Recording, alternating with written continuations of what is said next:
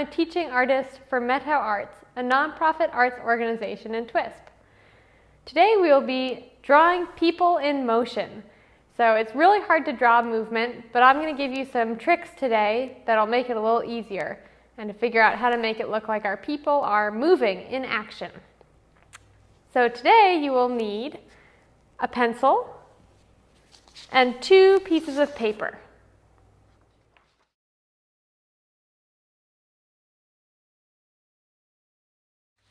Here's an example of what we're going to be drawing today. People running, or people doing all different kinds of crazy things. Okay, so let's start by drawing a line down the center of our page, and then another one down towards the bottom of our page. So these lines are going to represent our floor. So this is like we have a 2-story building here. We've got a floor up here and a floor down here. When we're drawing people in motion, it's important to know where the floor is, because if someone's jumping, you want to know where the floor is. Okay, so let's start by just drawing a regular stick figure.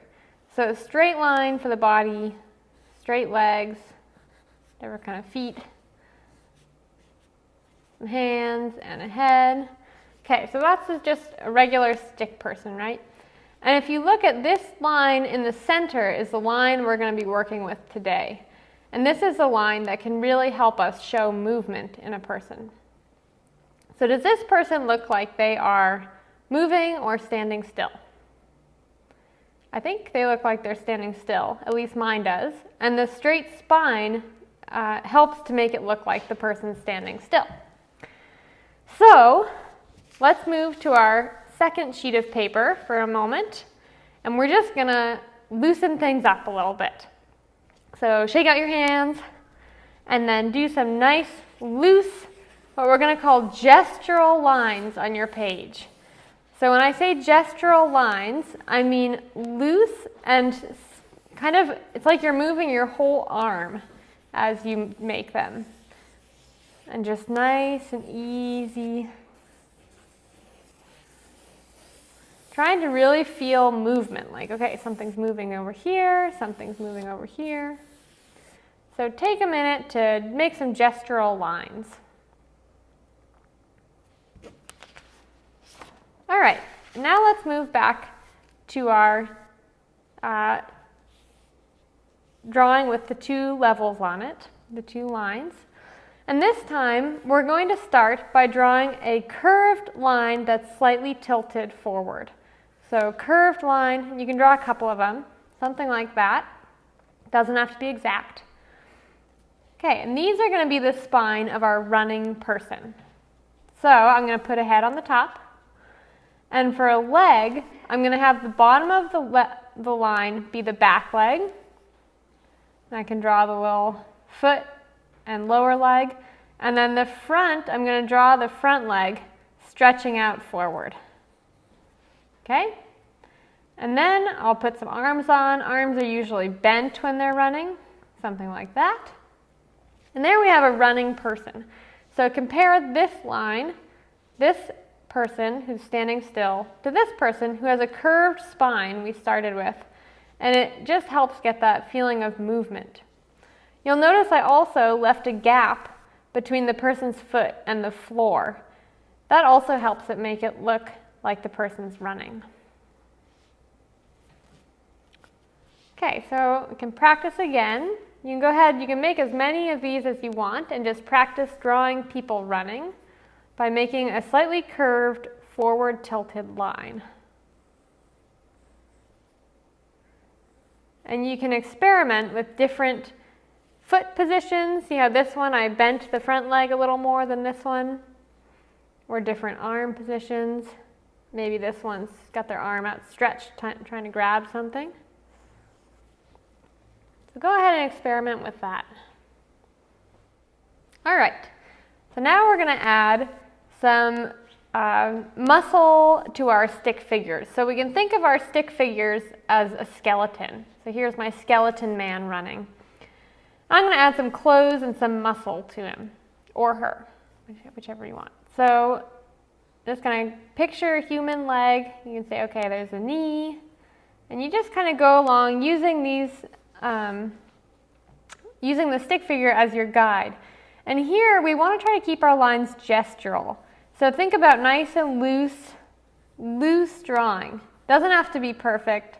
Just kind of feeling, almost like you're going to feel the person's body with your pencil. Feel where things should go. So it's okay if there's a lot of lines. It's okay if there's a lot of wrong lines, because there aren't really wrong lines. They all help to add to that feeling of movement. And you can add a little face if you want.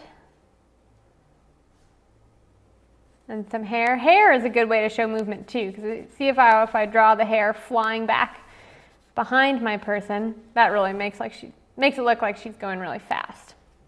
You can add some clothes.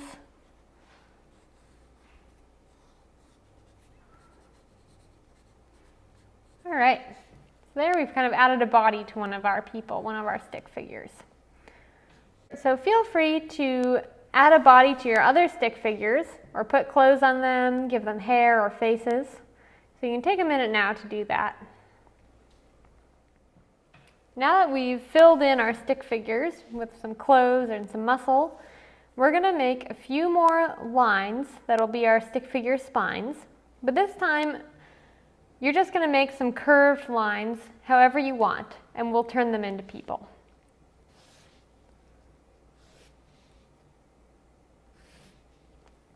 Okay, so once you have your curved lines, I want you to imagine that curved line as a person. And think about what would that person be doing if they were that curved line, if they were that spine. So I'll go ahead and start with mine, and if any of yours look like mine, feel free to follow along. Or if yours look different, feel free to just give it a go.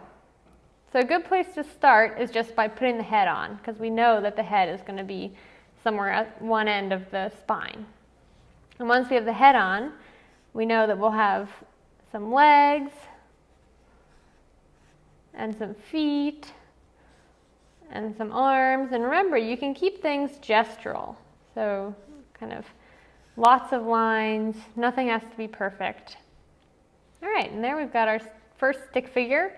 Kind of looks like they're flying through the air. And you can just do that to all of our curved lines.